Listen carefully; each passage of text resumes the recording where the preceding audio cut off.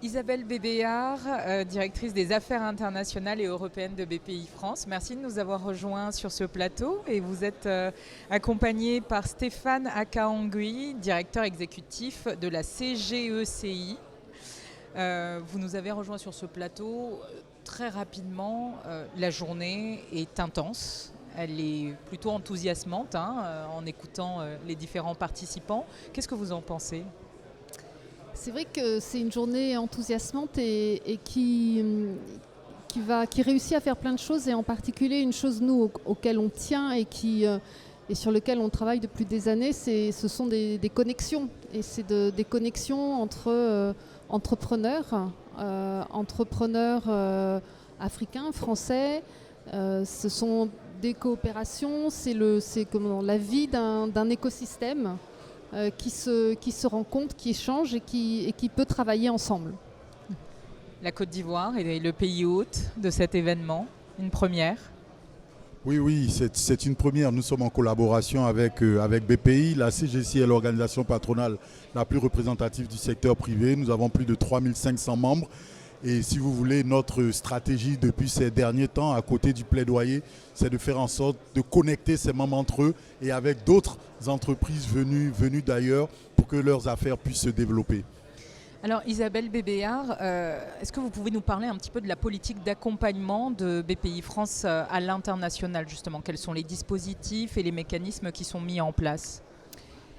Alors, on a plusieurs dispositifs. Alors, bien sûr, on a nos outils classiques d'accompagnement et de financement des entreprises françaises. On investit dans les entreprises, on prend des parts au capital pour justement accompagner leur développement à l'international. On a des prêts qui sont dédiés à l'international et on gère pour le compte de l'État l'assurance export avec BPI France Assurance Export. Donc on a tout un tas d'outils. On a aussi des outils qui sont très spécialisés comme le crédit export.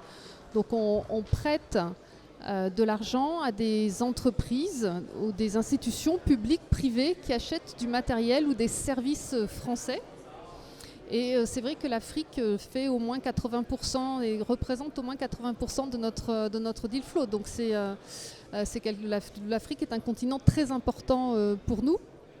Et puis on investit aussi dans des fonds d'investissement africains avec notre véhicule Averroès. Et en investissant dans des fonds africains, on investit bien sûr dans des startups, des PME, des ETI africaines. Et ce qu'on cherche à faire, au-delà bien sûr de la performance financière qui est importante, c'est vraiment, encore une fois, de connecter les entrepreneurs français, les entrepreneurs africains. Et on est vraiment convaincus que c'est du gagnant-gagnant des deux côtés et qu'il faut absolument que les entrepreneurs français s'intéressent à l'Afrique et réciproquement. Alors justement, à la CGECI, à titre de comparaison, comment est-ce que vous accompagnez à la fois vos membres à l'international ? Quels sont les dispositifs que vous mettez en place pour qu'ils puissent se développer ? Alors nous ne sommes pas une banque, nous sommes avant tout un syndicat. Donc le premier dispositif, c'est le plaidoyer. Et dans ce sens-là, nous faisons beaucoup d'actions pour que les règles communautaires dans la sous-région soient avantageuses. Donc ça, c'est un champ sur lequel nous sommes très actifs. Et à côté, comme BPI, nous apportons un service aux entreprises et pas uniquement à nos membres. C'est important de le dire. Mais alors là, on est dans des services en matière d'information commerciale, de recherche de débouchés, de marché extérieur et de plus en plus, comme je le disais, de recherche de partenaires internationaux. Alors des partenariats et des connexions, c'est aussi le but de cette journée. Et est-ce que vous pouvez nous dire quelques mots rapidement sur le forum Afrique de l'Ouest-Europe ?